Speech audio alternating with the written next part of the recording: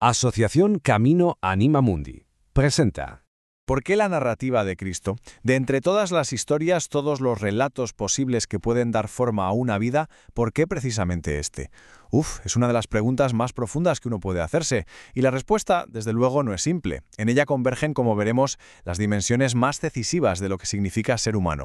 Y es que la pregunta fundamental es esa, ¿no? ¿Cómo elegimos el relato que le da sentido a nuestra existencia? Porque no es una simple costumbre que hemos heredado, o una preferencia cultural más. No, es un acto de discernimiento profundo. Es buscar qué historia revela la verdad más honda sobre quiénes somos, sobre qué es este mundo y, sobre todo, sobre nuestro propósito en él.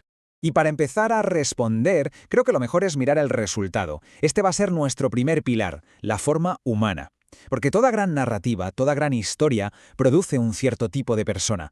La pregunta es, ¿qué tipo de persona crea esta historia en concreto? Fijaos, ninguna gran historia es inocente, por así decirlo. Da igual que sea religiosa, filosófica o incluso una ideología política. Cada una de ellas va moldeando un tipo concreto de persona, una antropología. Organiza nuestros deseos, nuestra forma de ver el dolor, el cuerpo, la comunidad. En esencia, nos da una forma. Y aquí el contraste es muy claro. Por un lado, tenemos arquetipos muy potentes, como el héroe solitario, el místico que se despega del mundo para purificarse, o el productor eficiente de la sociedad moderna. Y por otro, la imagen que propone la narrativa cristiana. No apunta al aislamiento, sino a la filiación, a la comunidad. No a la huida del mundo, sino a la internación y a un amor que lo reconcilia todo. Entonces, ¿por qué se presenta como una humanidad más completa?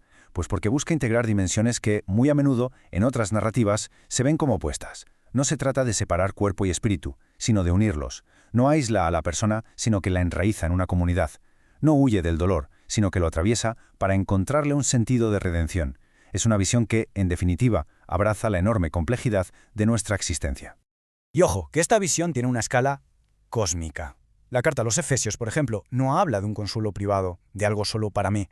Habla de un plan divino para reunir todas las cosas en Cristo. La salvación, por lo tanto, no es solo algo personal. Es una cohesión universal, la integración de todo lo creado. Pero bueno, una forma, por más bella y compleja que sea, no es suficiente. Y esto nos lleva directos al segundo pilar. Ahora dejamos un poco la estructura y nos adentramos en la experiencia, en lo que significa tener un corazón en llamas, el reconocimiento interior de la verdad. Aquí, claro, surge una pregunta crucial. Una forma humana tan bella, tan completa, es muy atractiva, desde luego. Pero, ¿es suficiente? ¿No podría ser simplemente una pedagogía muy bien diseñada, una filosofía preciosa, pero no necesariamente la verdad? La respuesta, creo, nos lleva al camino de Emaús. Los discípulos no solo escucharon una explicación lógica, sintieron algo mucho más profundo. Esa pregunta que se hacen, ¿no ardía nuestro corazón?, describe una experiencia que va más allá de la lógica fría. Es un reconocimiento ardiente, un clic interior donde uno no solo piensa, esto me gusta, sino que siente, esto me está leyendo, esto me nombra, esto toca el fondo de lo que realmente soy. Y es que, a veces, ese reconocimiento es una fuerza arrolladora, casi una seducción, como dice el profeta Jeremías. Me sedujiste, Señor, y me dejé seducir. La verdad, aquí no es algo que se posee como un objeto, sino una presencia que te toma, que te reordena por dentro y que te convoca, a menudo desafiando tu propio ego. Así que vemos que la lección cristiana no es una cosa de o razón o emoción, no, es una síntesis de ambas. Une el discernimiento racional de una forma humana más plena con el reconocimiento interior de una verdad que arde y que seduce. Es una confluencia de mente y corazón que se encuentran. Bien, y esto nos lleva de cabeza al tercer pilar, que es una de las objeciones más comunes y, la verdad, más decisivas, la cuestión de la historia. Dicho de otro modo, todo esto es muy bonito, pero ¿es real?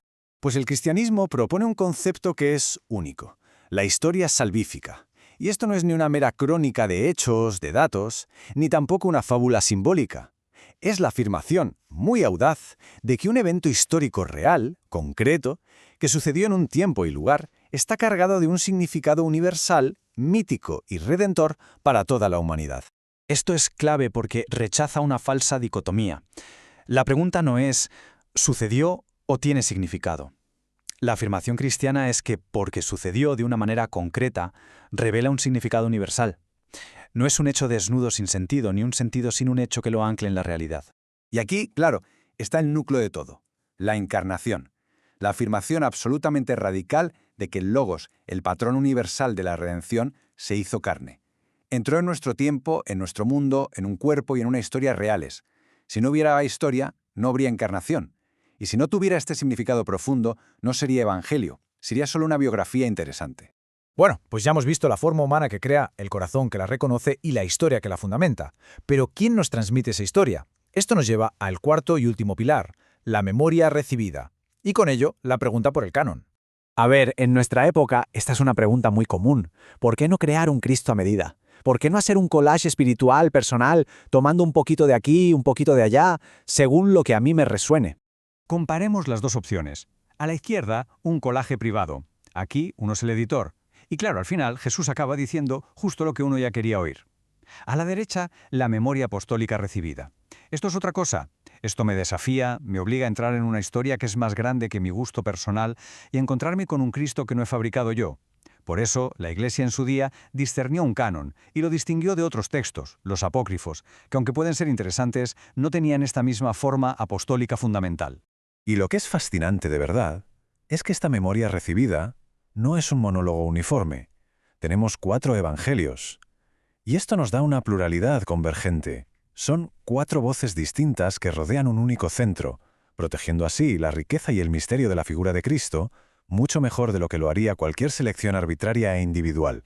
Y con todo esto, ya sí llegamos a la convergencia final, a ver cómo todos estos caminos se unen para formar literalmente un hogar para el alma.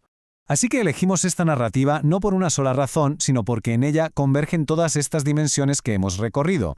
La búsqueda de una forma humana más plena, la experiencia de un corazón que arde en reconocimiento, la necesidad de una historia real con un significado que salva y la sabiduría de recibir una forma canónica que nos protege de nosotros mismos. En definitiva, no se entra en esta historia como quien se pone un disfraz para parecer noble o bueno. Se entra como quien encuentra por fin un hogar, como quien reconoce una verdad que es más grande que uno mismo, una forma que no ha inventado y una presencia que llama desde lo más hondo. Para más información, por favor, escribid a quiero@caminoanimamundi.org.